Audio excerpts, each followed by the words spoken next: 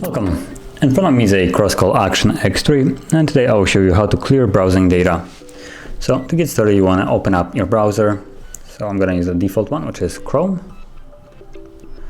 And now, if I go into the three dots up here and into history, you'll see that there is just two different kind of entries, and you can either remove them manually by tapping on the trash can, like so, or you can go into the clear browsing data right here if you have lots more of it, and you have option to select the period.